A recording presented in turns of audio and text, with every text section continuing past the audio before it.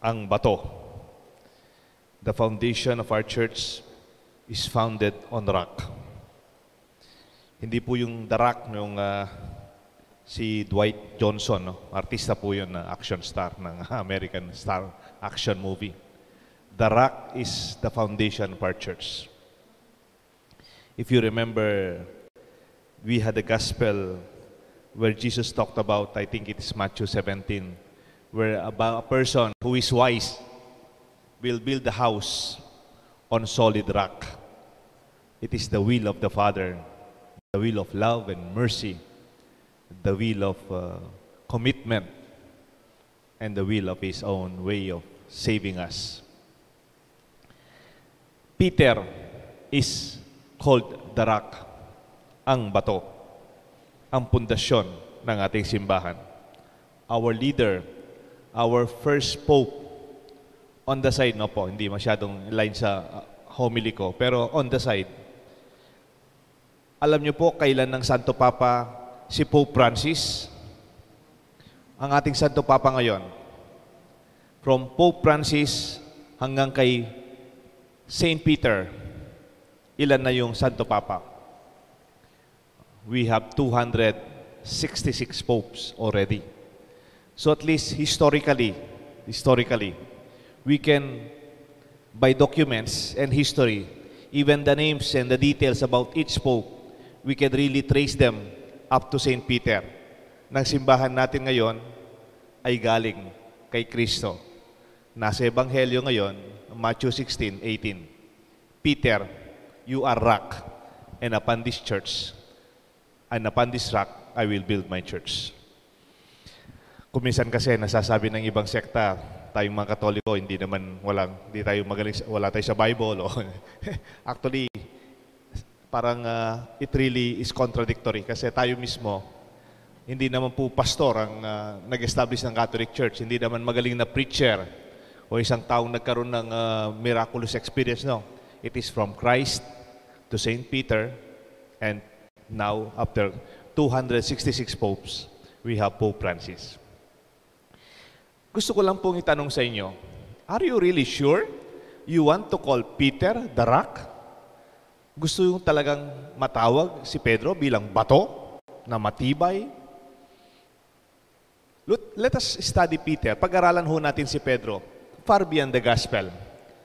Sa ibang-ibang perspective on how we know Peter from the Bible, when we see Peter, when he first met Jesus, he was a loser. Sorry for the term. Biro mo, tanda-tanda na niya. Ang tatanda na niyang mangingisda. Uuwi pa siyang walang laman ang kanyang lambat. They were fishing all night long and they caught nothing. That is in Luke chapter 5, where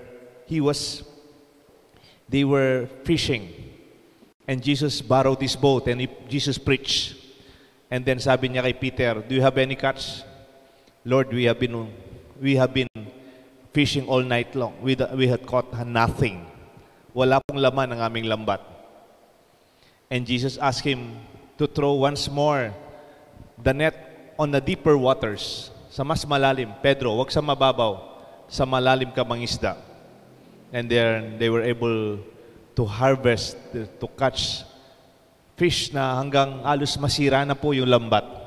Ano sinabi ni Peter when he noticed it was the Lord before him?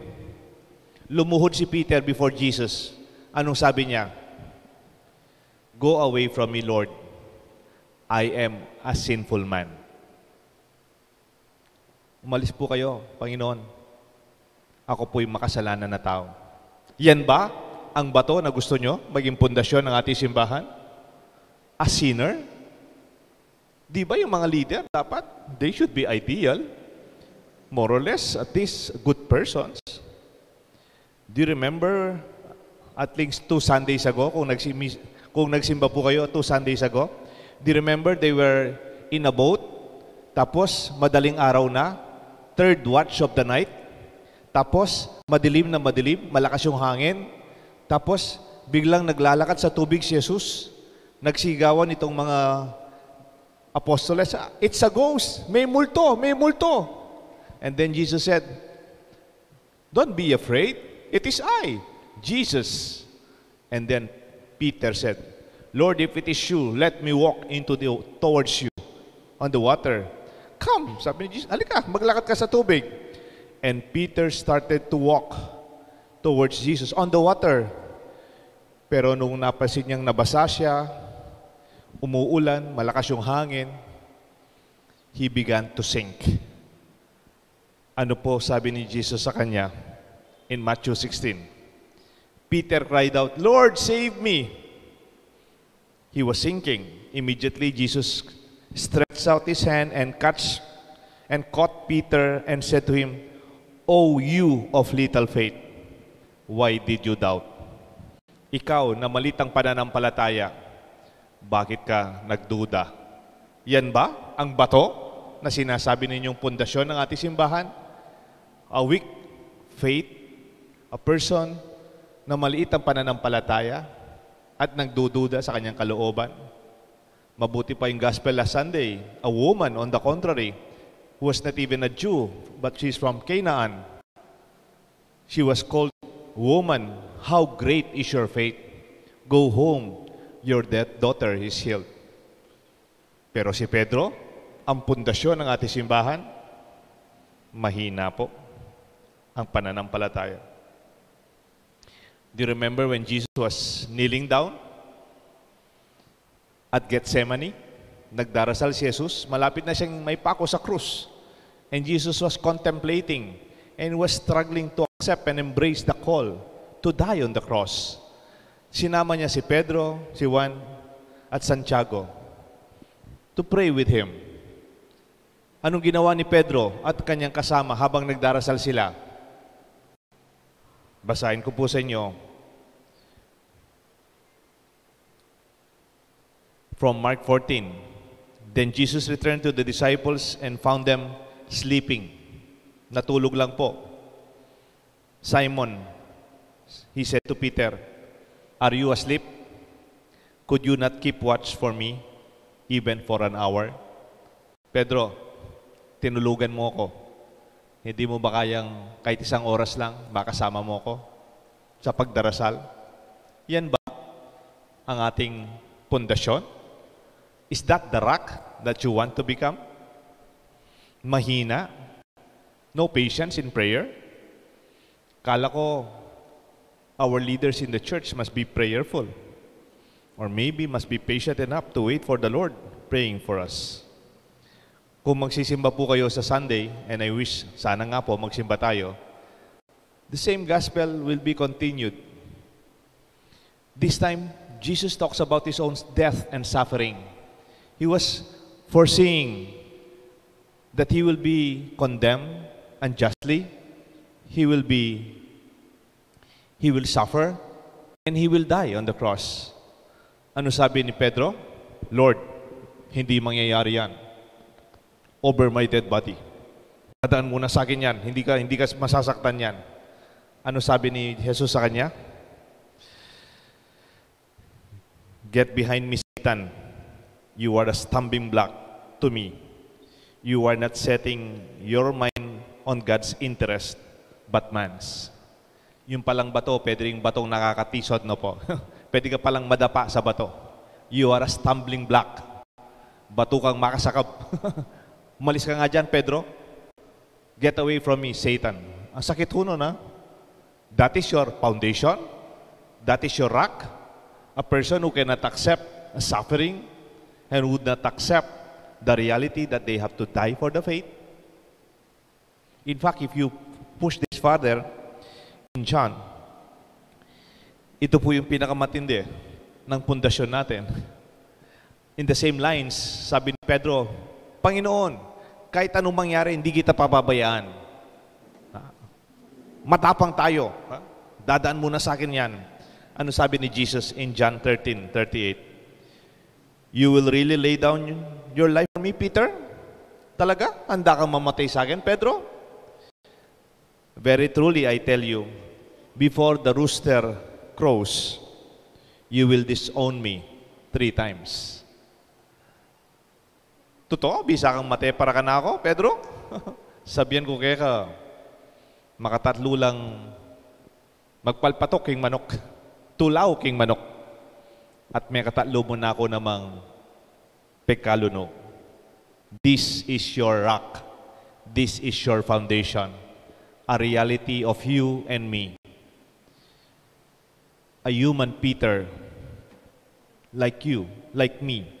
We have our own fears, our own stories of sin, our doubts, our own experience of denying our faith before sin. Naalala ko po, usually kasi our leaders, they should be like heroes. Ang mga leader natin, parang sila yung mga bayani, superheroes, superpowers, with super knowledge, with perfection. Parang ganyan ang mga leader. I remember one of my superhero na favorite nung bata po ako. Yung pinakaunang pinanood naming sine ng tatay ko, kasama ng kapatid ko. Yung Superman 1. First time ko pong manood ng sine. Superman 1, then Superman 2, Superman 3. I became an avid fan of Superman. At yung bida nung pinakaunang Superman ng panahon namin, si Christopher Reeves. Poging-pogi po si Christopher Reeves. Almost 6-footer. Taas po siya. Malaking lalaki. Poging-pogi. Sa totoong buhay, no? Talagang model po siya sa very big man, no? Look! Up in the sky! It's a bird! It's a plane! It's Superman. Tapos talagang pala ko, nung bata po ko, totoo po siya, no? Totoo siyang talagang ideal man of steel. Hindi lang rock, hindi lang bato. He's a man of steel. And yet, alam niyo po yung kwento ni Christopher Reeves? Ang totoong kwento niya, naglalaro po sila. Ang sports niya, medyo sosyal. Alam niyo po yung polo? Yung nakasakay sila ng kabayo, tapos meron silang parang pang-golf na pinapalo nila yung ball. Parang that is their game. Pangmayaman po yun. Nakasakay ng kabayo, tapos pinapalo yung bola hanggang sinong manalo. Yun ang sports ni Christopher Reeves. Sa tunay na buhay, ha? Kaya lang po, nagkaroon ng freak accident. Nahulog po siya sa kabayo. May nabuya po kayong kabayo. Aliwa po rin magkwawo na eh. Kaya tisapang bato, da ka lang magkwawo eh. Manabulag yung kabayo, may paula po kanita reta. Manoahid lang maragul. Pero aliwa po dito. Dito po, naman po may pau Christopher Reeves. Mamyalong niya po kitang tune polo. Deng anak naman, you know, tampolo, itang t-shirt tamong may... Ito talagang he's really playing the sports. Nahulog siya, alam niyo po, from here, magmula sa leeg, pababa, he was paralyzed. He has broken neck, and from down there, may paralytic kuya po. Spent a lot of money. And po may katalakad, hindi na siya nakabawi. Hindi na siya nakapaglakad. In fact, even his speech was altered. And he was so weak. And his body deteriorated. Keng dagul na po lalaki, may latiya po at may sakit. And he was just in the wheelchair. You know how he survived for the last days of his life? He was taken care of by his own family. Especially his wife, Dana Reeves, and his son, William Reeves. The last public appearance of Christopher Reeves in 2004, he attended and he was honored as an actor. Kung dito sa Pilipinas, mayroon tayong FAMAS Award, di ba? FAMAS Award, mga artista, mga producer ng movies, mga director, mga writers. Doon po sa Amerika, mayroon silang Oscars Award, no? Yung mga magagaling na artista, actors, actress, and mga director, and sa movie industry. Nandyan po sila lahat. And then he was honored. Sabi po ng MC, ladies and gentlemen, I would like to introduce to you Christopher Reeves. Palakpakan yung mga tao, tumayo. Pumasok po si Christopher Reeves. Naka-wheelchair. Itong Superman ko. Naka-wheelchair, tulak ng kanyang asawa. Naka-wheelchair, tulak ng kanyang anak. And then alam niyo po, that was one of the longest standing ovation in the history of in Oscars Award. Nung magsalita po siya, meron siyang microphone dito, kasi yung dito niya hindi mo maintindihan dahil paralyzed din po siya hanggang dito. Tapos sabi niya in a very weak voice, I am Superman. Palakpakan po yung mga tao. Tapos sabi niya, I am strong. Malakas ako. Palakpakan yung mga tao. I am strong because of my family, because of my wife, Dana, because of my children, because of my friends, because of our community. Marami pong nag-contribute noon, nagtulungan sa malaking gastos niya sa hospital. And that is your Superman. He was strong, truly, because of the love of his family. Hindi siya iniwan ng kanyang asawa, ang kanyang pamilya. And that is our strength too. Baka pinagmamalaki nyo, I am strong, I am intelligent, I am capable, I have these awards, I have these medals, I have this title. Before God, there will be a time we are only beggars, sabi nga ni Apong Seto. Naalala ko po kung di po tayo nagkaroon ng COVID, nagkaroon sana ng play na Kapampangan dito sa Clark. Para sa atin yun, Sapang Bato. Ang title ng Kapampangan play, Tulaok. Yes, it is about the rooster's crow, Tulaok. It is about the friendship of Peter and Jesus, the intimate friendship of Peter and Jesus. And it is played by Arti Santa Rita and Teatro Kapampangan.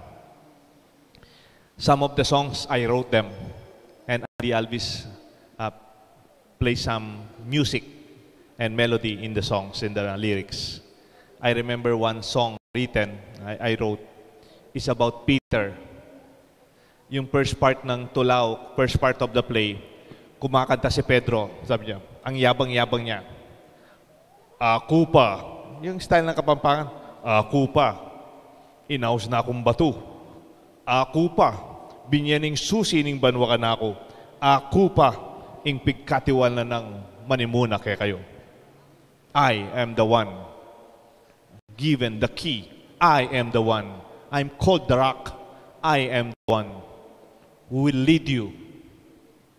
Kaya bang na po, nakitang kanta na ngayon, ako pa, I'm the one. And then the second part of the play, that is the time Jesus already suffered.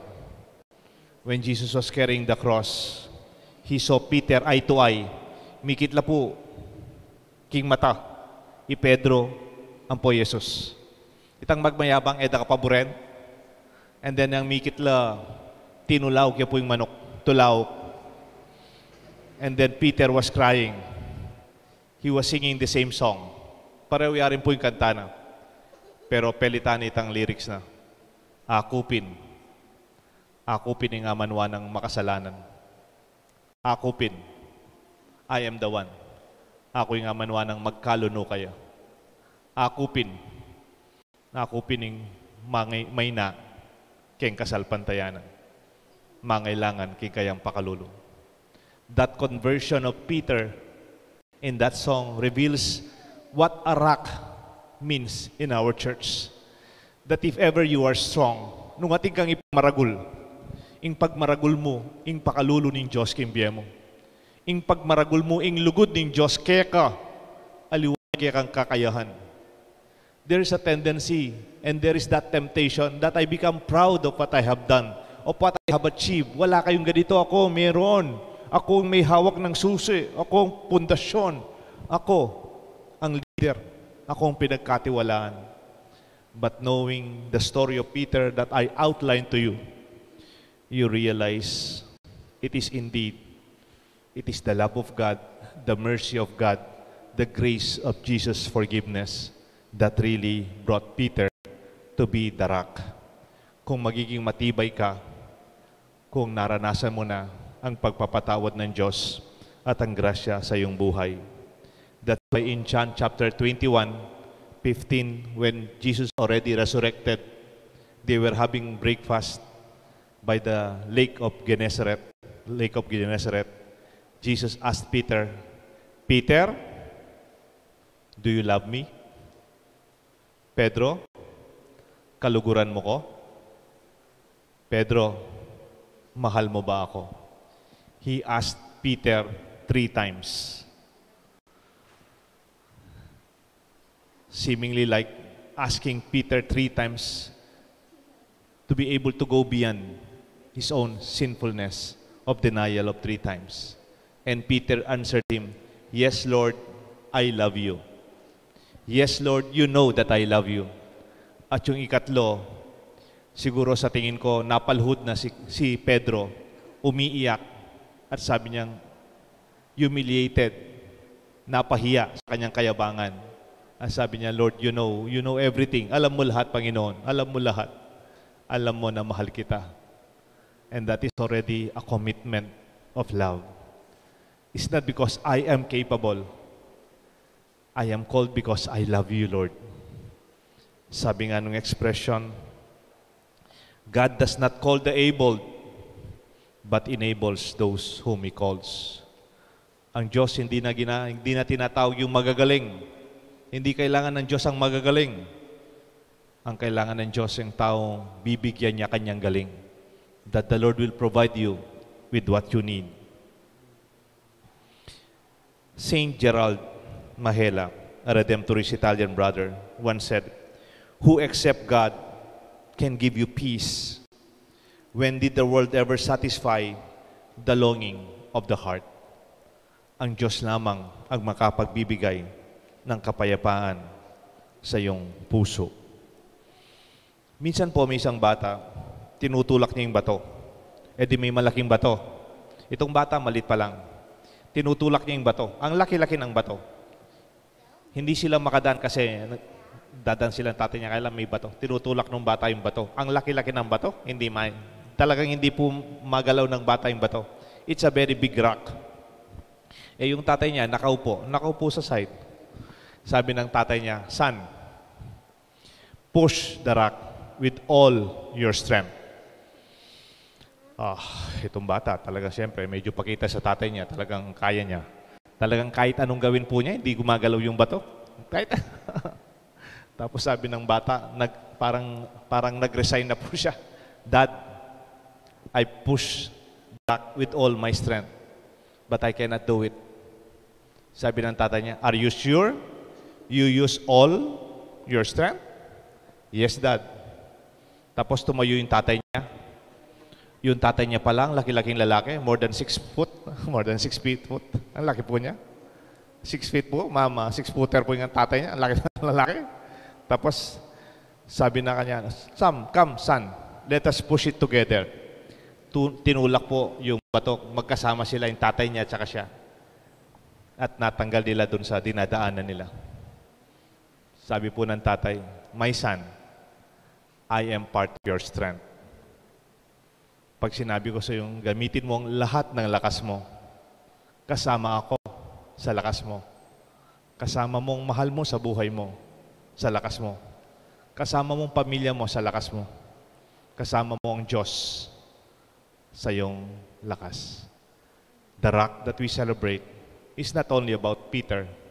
It is about the strength and the solid love of God for us. This will be our foundation. This is our celebration. In the name of the Father, and of